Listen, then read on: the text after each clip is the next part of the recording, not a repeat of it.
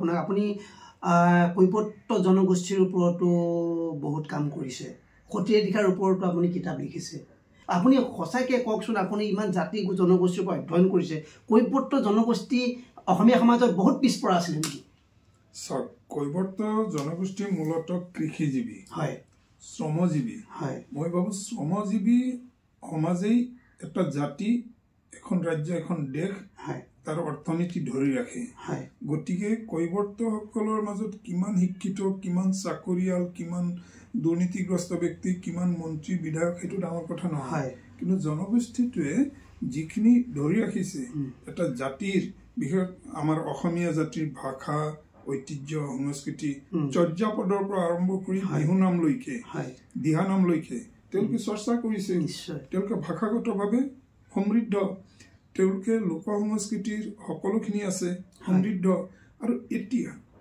ভূপেন হাজৰিকাই সেই জনগোষ্ঠীৰ সন্তান ইয়ক বুলি তুচ্ছ-তাচ্ছিল্য কৰিছিল ভৱেন্দ্ৰনাথ শইকীয়াৰ নিচিনা সাহিত্যিক সেই জনগোষ্ঠীৰ সন্তান আন্তৰ্জাতিক চলচ্চিত্ৰ মহোৎসৱত শ্ৰেষ্ঠ অভিনেতাৰ বঁটা পোৱা সেই ইন্দ্ৰবনীয়া সেই জনগোষ্ঠীৰ সন্তান আজি জয়ন্ত হাজৰিকা সেই জনগোষ্ঠীৰ সন্তান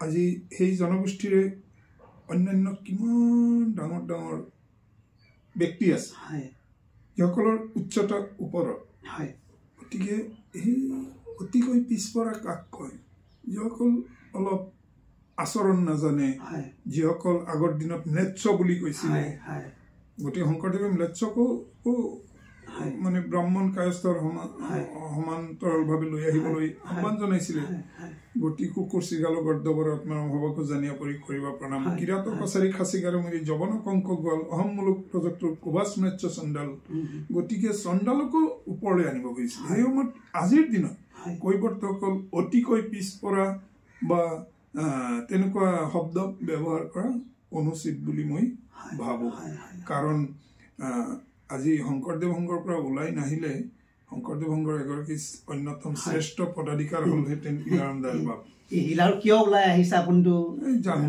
জানো এই মনোভাৱৰ পৰা আঁতৰি আহিব লাগিব এতিয়াও মই ইছমাইল হুছেইন হৈ যেতিয়া শংকৰদেৱ চৰ্চা কৰো তেতিয়াই যিহেতু বহুতে সন্দেহ কৰে ইছমাইল হুছেইনৰ মুখেৰে কিয় ঘোষা শুনিব কিয় মুছলিম সম্প্ৰদায়ৰ মানুহ হয়নে কিয় নামঘৰত গৈ ইছমাইল হুছেইনক সেৱা ল'ব সেৱা দিব ইছমাইল হুছেইনে কিয় সেৱা জনাব এইবোৰ প্ৰশ্ন উত্থাপন হয় গতিকে মই ভাবো এইবোৰ সংকীৰ্ণ কথা এইবোৰ ত্যাগ কৰিব পাৰিলে ভাল নিশ্চয় অসমীয়া জাতি গঠন শক্তিশালী হ'ব আৰু শংকৰদেৱক লৈ আগবাঢ়িব লাগিব চুকাফাৰ ক্ষেত্ৰতো সেইটোৱেই এতিয়া চুকাফাৰ ক্ষেত্ৰত আহোম শব্দক কেন্দ্ৰ কৰি যিবোৰ সংগঠন হৈছে তেওঁলোকে বাৰু চুকাফা সম্পৰ্কে অধ্যয়ন কৰিছে নেকি মোৰ এখন কিতাপ আছে আহোম ঐতিহ্য আৰু সংস্কৃতিৰ ৰূপৰেখা পঢ়িছেনে তেওঁলোকে মই গৌৰৱ কৰিছো তাৰ যিটো দীৰ্ঘ পাতনি আহোমসকলৰ লগত মোৰ সম্পৰ্ক কি তেওঁলোকে জানিছেনে মইতো তেওঁলোকে আহোমৰ এটা শব্দ জানেনে টাই ভাষা যিটো আচল তেওঁলোকে মইতো নিজে বিহুতলিত গৈ টাই ভাষাত বিহু নাম গাই ফুৰো তেওঁলোকে অৰ্থ নকলে বুজি নাপায় তেওঁলোকে নিজৰটো কি আয়ত্ত কৰিছে এজনে কৈছে টাও ধৰ্ম তো টাই ভাষাতে গোটেই স্তুতি কিমান জানে তেওঁলোকে টাই ভাষা মইতো দুটামান কলিও হলে ক'ব পাৰো কিন্তু কথা হ'ল যে নিজে ধাৰণ নকৰাকে এনে ফুটনি মাৰি লাভ নাই উপাধিধাৰী এটা জনগোষ্ঠী বুলি কৈ মই নিজেও মুছলমান বুলি ফুটনি মাৰি লাভ নাই মই কোনোবাই কৈবৰ্ত বুলি ফুটনি মাৰি লাভ নাই বামুণ বুলি ফুটনি মাৰি লাভ নাই সকলোৰে সকলো ঐতিহ্য নিজে গ্ৰহণ কৰক আনৰ ঐতিহ্যখিনিক শ্ৰদ্ধা জনাব আৰু শংকৰদেৱ শৰ্মাই সেইটো শিকাই থৈ গৈছে গাৰোৰ গোবিন্দ নৰায়ণ মুছলমানৰ চন্দ্ৰখাই কৈবৰ্তৰ পূৰ্ণানন্দ হৰিদাস সকলোকে লৈ এখন মহাপুৰুষীয় ভক্তি সমাজ গঠন কৰি থৈ গৈছে আৰু আমি সেই মহাপুৰুষীয় সমাজখনৰ একোজন শিষ্য আমাৰ মুখত ছাৰ উচ্চ নিশ্চ ভেদাভেদ যদি সেইবিলাক প্ৰচাৰ যদি আহে তেতিয়াহ'লে আমি কেনেকে এটা বৃহৎ ধৰ্মীয় অনুষ্ঠানৰ সদস্য হৈ পঠাটো আমাৰ কাৰণে আঁতৰি যাব লাগে অন্য সংগঠন কৰিব লাগে নিশ্চয় ছাৰ ইয়াতে কৈছে শংকৰদেৱ সংঘ যে সাম্প্ৰদায়িকতা থাকিব নোৱাৰিব সেই মানসিকতা থাকিব নালাগে মই কৈবৰ্তসকলক তেনেকৈ কোৱাত সাম্প্ৰদায়িকতা কোৱা নাই মনৰ এটা হীনমন্যতা বুলি কৈছে হীনমন্যতাটো নাইকিয়া কৰিব নোৱাৰিলে সংগঠনবোৰৰ বদনাম হ'ব আৰু সেইকাৰণে কৈবৰ্ত সমাজে দুখ পাইছে নিশ্চয় ছাৰ দুখ পাবলগীয়া কথা ছাৰ কথা সমাজ যাক আমি তেখেতে এনেকৈ কৈছে, আপুনি চাগে চাইছে, যাক আমি অসমীয়া সমাজত পিছপৰা বুলি ভাবোঁ, কৈৱৰ্ত সম্প্ৰদায়। চাওক, আপুনি যাৰ এই সাক্ষাৎকাৰ লৈ আছে ইছমাইল হুছেইন, সেইজনক কি বুলি কৈছে? এই যে মিয়া শব্দটো ডাঙৰীয়া, জনাব, ডাঙৰীয়া, সন্মানজনক, ৰেছপেক্টেড পাৰ্চন। আৰু সেই মিয়া মানে চোৰ, ডকাইত, ধৰ্ষণকাৰী যিমান আছে, দালাল, ড্ৰাগছৰ বেপাৰী, সেইখিনি মিয়া। আৰু মাজে মাজে সামাজিক মাধ্যমত মোকো মিয়া, কাৰণ ময়ো তেওঁলোকৰ লগত একাকাৰ কৰি দিলে মোক। কিন্তু সেই জনগোষ্ঠীৰে মই যে ইছমাইল হুছেইন, মই নিজক লৈ গৌৰৱ নকৰোঁ, কিন্তু মইতো অসমীয়া জাতিৰ কাৰণে কাম কৰি আছে আপুনি। প্ৰাণ ঢালি দিছো। মই নিজৰ পিনে চোৱাই নাই, উভতি চোৱা নাই, কেৱল গৈয়ে আছো। উভতি চালে মোৰ কাম বন্ধ।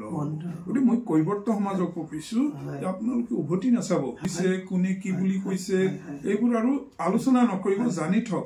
কিন্তু আপোনালোকে যিসকলে অলপ অৱজ্ঞা কৰি চলিছে, অনুন্নত, অমুক তমুক, তেওঁলোকক এই মানসিকতাক আচলতে প্ৰতিৰোধ কৰিবলৈ আপোনালোকে কামেৰে আগবাঢ়ি যাওক। তেওঁলোকে অনুকৰণ কৰক তেওঁলোকৰ পূৰ্বপুৰুষক, ভাল মানুহবোৰক, আৰু তেতিয়া বেয়া মানুহ নাইকিয়া হ'ব। সকলো সমাজতে বেয়া আছে, ভাল আছে। আহোমতো ভাল আছে, বেয়া আছে। কৈৱৰ্ততো ভাল আছে, বেয়া আছে। মুছলমানতো ভাল আছে, বেয়া আছে। এইটো নহয় যে শৰ্মা গোস্বামী হলেই ভাল আৰু কৈৱৰ্ত হলেই বেয়া। এইটো নহয় যে শইকীয়া মহন্ত হলেই ভাল, যে কৈৱৰ্ত হলেই বেয়া। মই ভাবো কৈৱৰ্ত হলেও ভাল, শৰ্মা গোস্বামী হলেও ভাল। আৰু এই ভালখিনি মানসিকতাই নিৰ্ধাৰণ কৰিব, চিন্তা চৰ্চাই নিৰ্ধাৰণ কৰিব। আৰু সেইটোৱেই মই ভাবো, আৰু তেতিয়াই সংঘাতবোৰ নাইকিয়া হ'ব।